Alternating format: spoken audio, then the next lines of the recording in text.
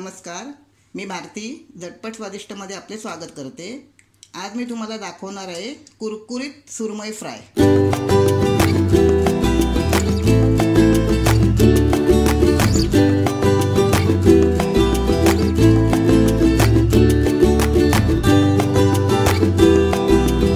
आणि मी कोणतेही मासे आणले ना बाजारातून की त्याला अर्धा तास आणल्या धुतल्याशिवाय पहिले मी मीठ लावून ठेवते आणि नंतर स्वच्छ धुवून घेते। आता हे मी स्वच्छ धुवून घेतलेले आहेत। त्यासाठी लागणारं साहित्य हा माझा मालवणी मसाला आहे। हे आलं लसूण आणि कोथिंबीरची पेस्ट करून घेतली आहे। हे आगळ आहे कोकमाचं। हे आहे मीठ, कोकम, रवा, तांदळाचं पीठ, हळद आणि तळण्यासाठी तेल। आता हे कोकम आहेत आणि ह्या कोकमांचं मी हे पाणी काढलं आहे। म्हणजे आमच्याकडे असं रेडीमेड आगळ मिळतो।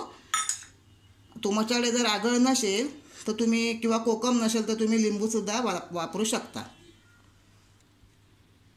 आता आपल्याला हे सगळ्यात पहिले मॅरिनेट करून ठेवायचं आहे। त्यासाठी आता मी हे तुम्हाला मॅरिनेट कसे करायचे ते दाखवते। आता आपण थोडं मीठ घेऊया। जेवढे आपले मासे असतील त्या हिशोबाने आपल्याला चवीपुरता मीठ घ्यायचं आहे।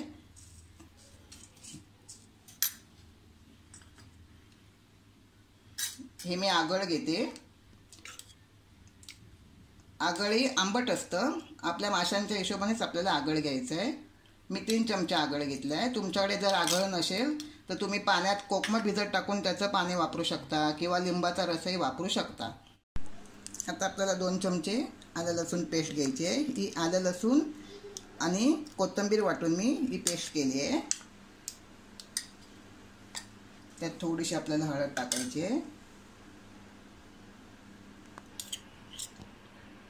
आता आपल्याला 2 चमचे मालवणी मसाला टाकायचा आहे। हा माझा मालवणी मसाला आहे। तुम्ही मिरची पावडर सुद्धा टाकू शकता।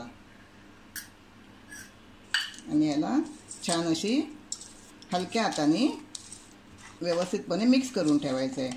आणि आपल्याला हे हलक्या हाताने अर्धा तास मिक्स करून अर्धा तास एका साईडला बाजूला ठेवून द्यायचं आहे। आणि आपल्याला ते अर्ध्या तासानंतर तळायचे आहेत।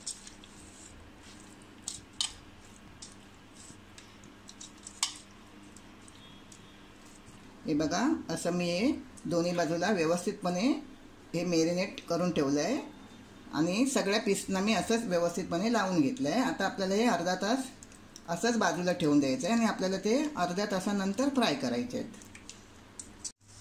हे बघा, हे मगाशी मी तुम्हाला सांगितल्याप्रमाणे अर्धा तास मी सगळा मसाला लावून याला माशांना ठेवला होता।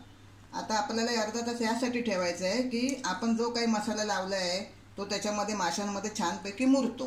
आणि कोकम टाकल्यामुळे, कोकम म्हणा किंवा तुमचं लिंबू टाकलं असेल किंवा आगळ टाकलं असेल तर त्यातून माशांमध्ये जे एक्स्ट्रा पाणी असतं ते आंबट पदार्थ पाणी सोडतो।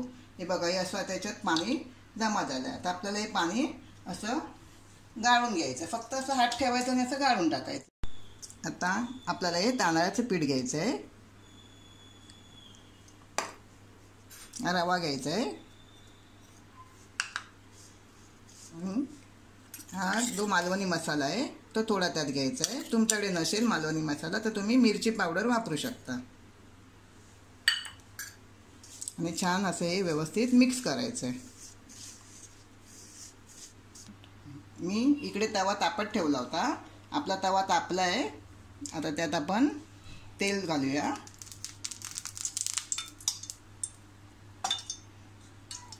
तवा मी आता मंद गॅसवर ठेवला आहे। आपल्याला हे सुरमईचे पीस एक एक असं या तांदळाचं पीठ आणि रवा मसाला जो आपण मिक्स केला आहे त्याच्यामध्ये असं छानपैकी असे छान दाबून असं त्यांना लावायचं।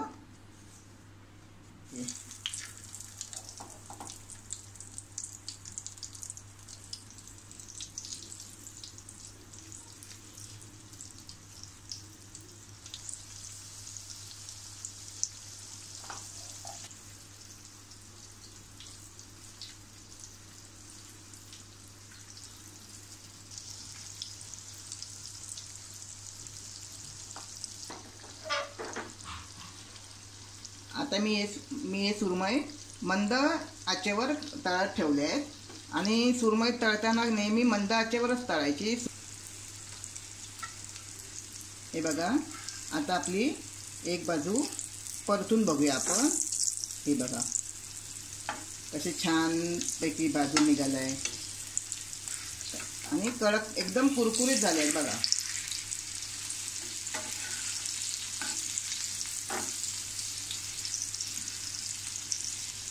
आता आपण ह्या दुसऱ्या बाजूने पण व्यवस्थितपणे भाजून घेऊया.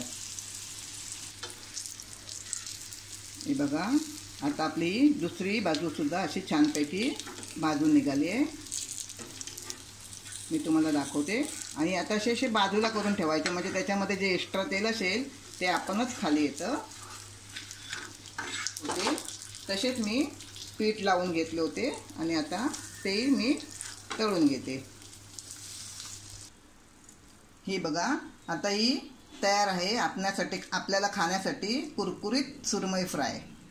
जर तुम्हाला माझा व्हिडिओ आवडला असेल तर माझ्या व्हिडिओला लाईक करा, शेअर करा आणि माझ्या चॅनलला सबस्क्राईब करा.